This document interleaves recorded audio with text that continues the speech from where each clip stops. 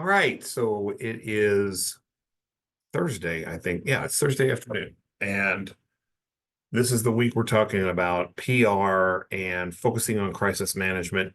If you've watched any of the videos that I posted this week, you've heard me mention the Tylenol situation. And I've been a little busy because I'm teaching work classes and I haven't been able to put up as many quick tips as I wanted to, but I definitely wanted to get this one up because you've heard me talk about the Tylenol situation and in crisis management, the whole Tylenol scandal, I don't know what word you want to call it, um, is considered like the gold standard of how PR should be handled in a crisis type situation. So this happened back in 1982, and it was in the Chicago area, and somebody had bought a bottle of Tylenol and they'd gotten home and they took the Tylenol and they died. And there were apparently a couple of different situations similar to this where it happened. And of course, everybody freaked out. Of course, this is way before social media, but it got on the news in Chicago, it got on national news. People started getting really concerned because now people are taking Tylenol and dying. What happened at the Tylenol plant? All kinds of questions are erupting. And of course, the FDA gets involved in it. Tylenol, their response, they let the PR group kind of lead the way. And you're going to see two videos. You're going to see a video that talks about the situation itself, the crisis. And then in the second video, you're going to hear from the man who kind of drove the PR response. And then I'll talk a little bit about the results of that afterwards. But this kind of a situation is one of those where you don't see it coming. It just slams you out of the clear blue. Everything can be hunky-dory, and all of a sudden, kaboomo, and you're in the middle of this huge crisis. And Tylenol's way of dealing with this was absolutely the most ethical, most positive way to go about utilizing the stages. And they used all the stages that are talked about in this chapter. And they did some very aggressive risk management here, but it ended up being the thing to do. So this video talks about what actually happened.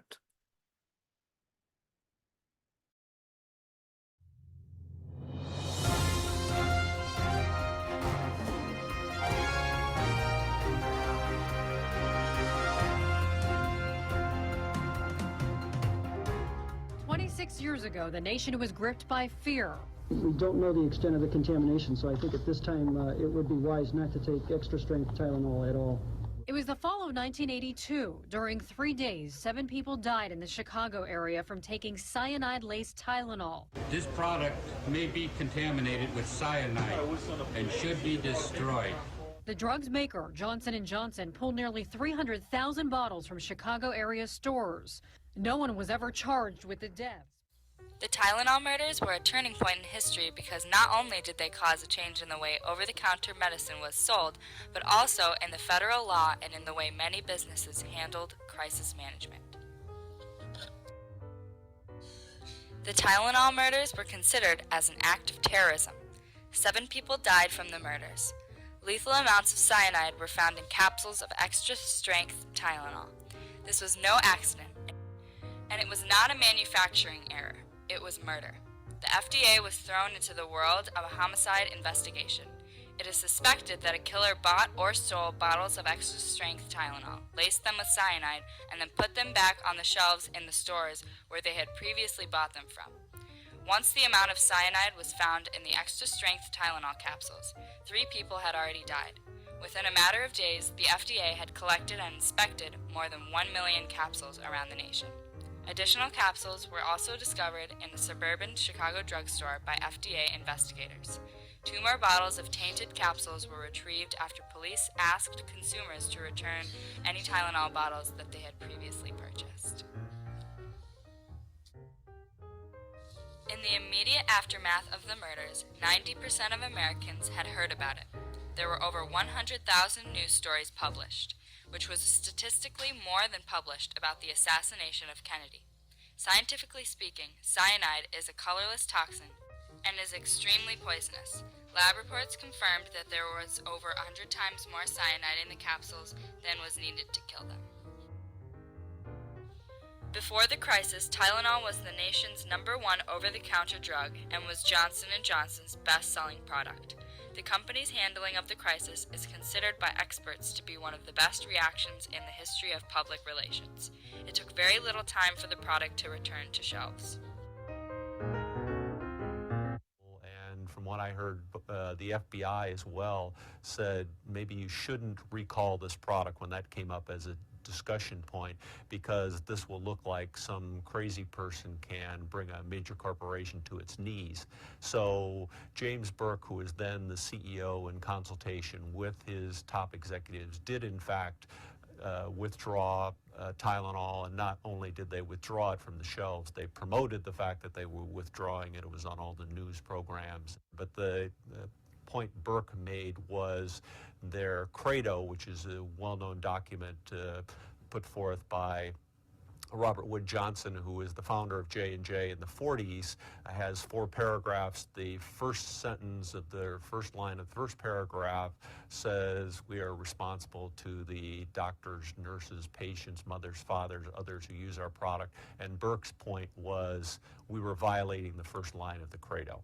And therefore, he said we wanted to pull the product off the market. The company recalled over 264,000 bottles of the medicine and refunded over $100 million. The company focused on 5 main things: respect of consumers, acting quickly and decisively. Within days, they stopped all advertising and set up a toll-free number for consumers to call. They took responsibility for what happened. They were honest and did not shift the blame, but also asserted that it was not their fault. Finally, they stuck to the fact that good behavior pays dividends. Textbook example in the crisis management area, but in my field of business ethics, I think it's the gold standard by which other similar kinds of decisions are evaluated, because J&J quickly recalled the product, brought the product off the market, and then in a number of months re-entered the product or reintroduced the product with an advertising campaign. And I think that this is something that we can learn from today, that having at least empathy for consumers and understanding that if there's consumer health and safety issues, you need to go that extra mile. When the medicine was reintroduced, the company took extra steps to make sure the products were safe for consumption. The main change was the switch from using pill capsules to tablets, which could not be tampered with. Finally, a Consumer Protection Clause was added to the Title 19 Criminal Code that further protected customers from the tampering of products.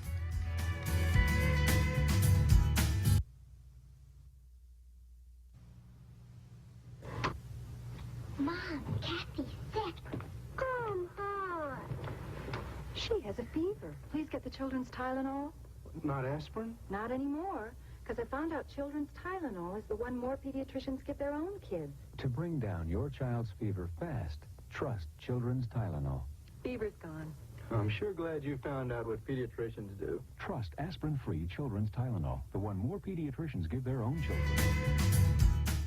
The tragic Tylenol murders in 1982 have forever impacted over-the-counter medicines and customer relations by causing additional safety features on over-the-counter drugs, and also by Johnson & Johnson's example of crisis management.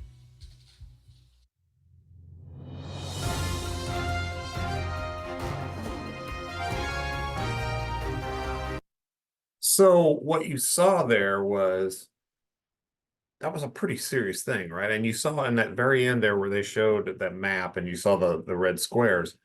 That's the Chicagoland area. And the red squares were the drugstores where bottles with cyanide in them had been purchased. So it wasn't just one drugstore when it happened. It was obviously the first one was one drugstore, but then other murders were tied to other drugstores. And Tylenol's immediate reaction was not to shut down and recall the product just in the Chicago area, but to pull all of the product worldwide so that everybody would feel safe in relation to Tylenol. So anywhere in the country, anywhere in the world that there was Tylenol, the company pulled it all back, and they even advertised, I can remember seeing these commercials, that if you had a bottle at home, send it to them and they will refund your money, because they were very concerned about their relationship with their public, their customer. And it wasn't a question of, like you heard that one guy say, well, they were concerned that it would give the impression that anybody could bring a company to their knees.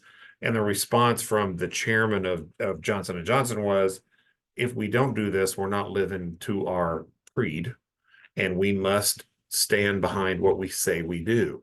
And the public relations department was the one that monitored and handled all of this, and they were the ones that advised upper management, hey, this is the proper response. And then you saw they were off the shelf. I can remember when this happened, and I want to say it was 3 or 4 months that it was off the shelf while they investigated and they figured out what had happened. I don't think they ever caught the person who injected the cyanide into the pills, but they at least figured out that it wasn't in any of the factories that made Tylenol, and it wasn't, in the shipping and all of that. Somebody had intentionally, as she said, they intentionally did this. And it did, instead of just saying, okay, everything's cool and putting the Tylenol back, that's not what they did. Changes were made immediately. You saw the pictures of the pills. It used to be that Tylenol came in this little plastic capsule that you could pull apart. And there are still some capsules today that I think do that. Contact is the sinus medicine, I think, still comes that way, where it's two pieces of plastic and all of the little teeny tiny pills are shoved inside of this thing. And you can pull them apart and theoretically save everything, put something bad in it, put it all back together, which is what happened with the Tylenol. So they went to straight tablets it's all one solid piece that you can't mess with. And so that was one of the things they did. And then one of the big things that happened, and people take this one for granted, and I know people that really get mad about having this on bottles, but if you buy any Tylenol or any kind of a over-the-counter medication, you now have a sealed bottle, right? You take the top off, and then usually there's some kind of plastic shrink wrap around the outside of it, so it shows that it hasn't been opened. And then when you get it open, there's a piece of plastic, or there's a small piece of aluminum foil or something across the top of the bottle. You have to pull that off too. It's for the purpose of being tamper-proof. And those things are the result also of the Tylenol crisis. And Tylenol came up with a way to say, look, if you see this is bad, you see it's been tampered with, don't take it. And that was their model. And then when they brought it back into the market 4 months or so later after this happened, the public immediately accepted Tylenol back in, and they actually wound up with a higher market share than they had when it happened, because their reputation was so strong from the way they handled the Tylenol crisis. So this next video is the man who was sort of the head of the PR department when this happened. Really interesting views. I get a phone call from the brand manager. The brand manager says, we have a problem in Chicago. Apparently, someone is sick or has died as a result of taking Tylenol. What should we do? I said, well, what do you think we should do? He said, I think we should pull the product off the shelf in that store. I said, well, I think we don't know what we don't know, so it's kind of risky just to pull the product off of that shelf. Let's pull the product off of all the shelves of all the stores in Chicago. And he said, are you crazy? Because the brand manager's job is selling product. So we bumped it up to the president of McNeil Labs. He said, no, Alan's right, we got to pull all the product off. And I said, well, are we sure that it's only Chicago? Well, once we said that, then the decision bumped up to the chairman of Johnson & Johnson. And he said, no, we can't risk this. So we pulled 330 million tablets off the shelf. We went from 34% market share to 0 overnight. Now, I'd like to tell you, because people say, well, Alan did Tylenol and this. We didn't have a crisis plan. This is the backstory, okay?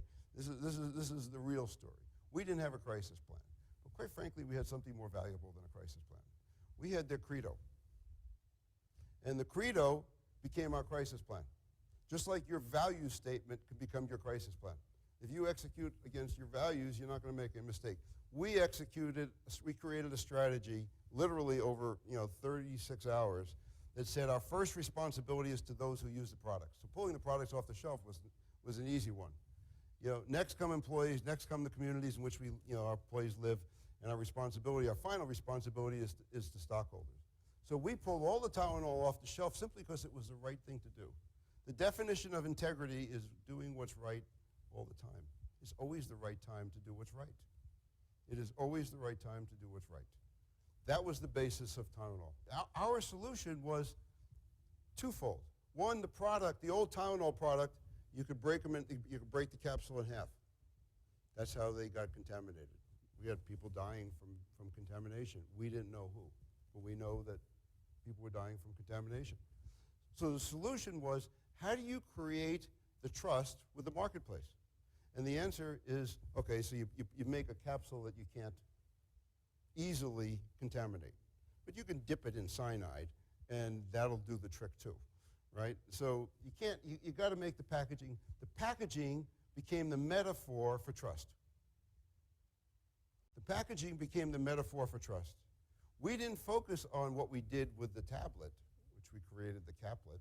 What we focused on was the packaging. The packaging that we have today did not exist before 1982.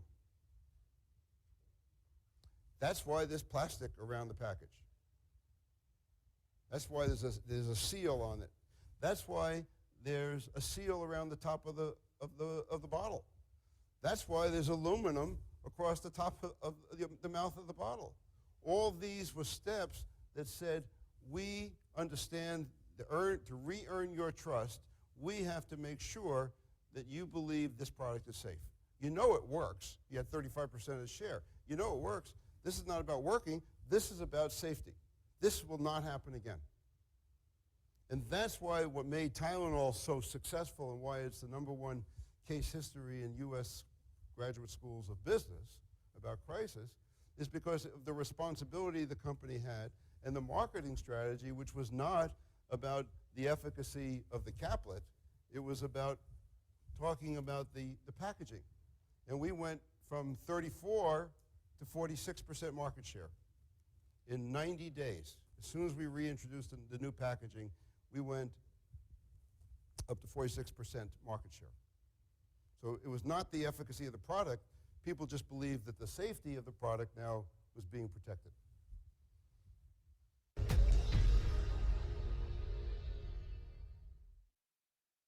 So because of doing the right thing, and yeah, they didn't have a good crisis plan at the time because nobody dreamed that that could actually happen, but they followed exactly what they said they were supposed to do, and they made that their guide.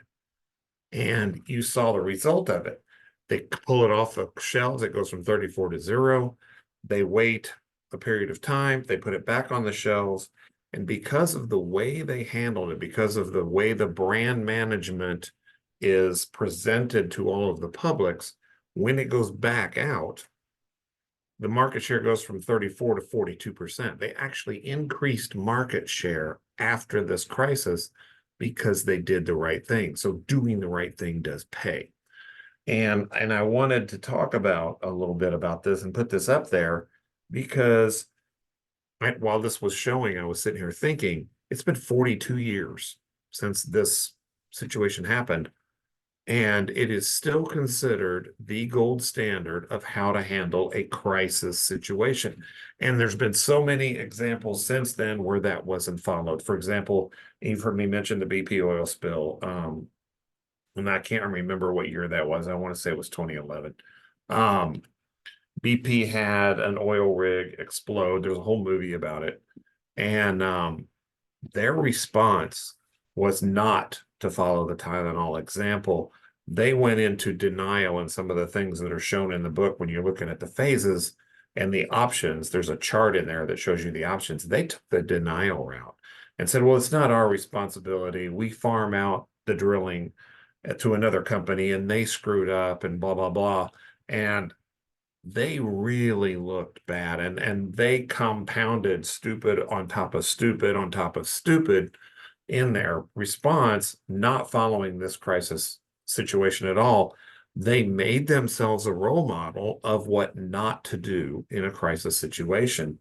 And it's amazing to see that kind of an example and what it does to your market share and what it does to your brand reputation. And then you look at something like Tylenol and you go, my God, this is exactly how things should be done. If you wind up working in PR someday, this is what you want to strive for. This is what you want to push for as a public relations professional. This is the type of thing you want to present to the people that you represent and say, here's what needs to be done. Look what happened here and what the results were. They came out looking better with a better market share because they handled it with what is right for everyone. And so that's what I wanted to present to you today. I'm no preach anymore because I could go on for a long time about this. But this is the example of exactly how to properly handle a crisis management situation. Hopefully I'll put up a couple of more videos during the rest of the week, and I'll see you later.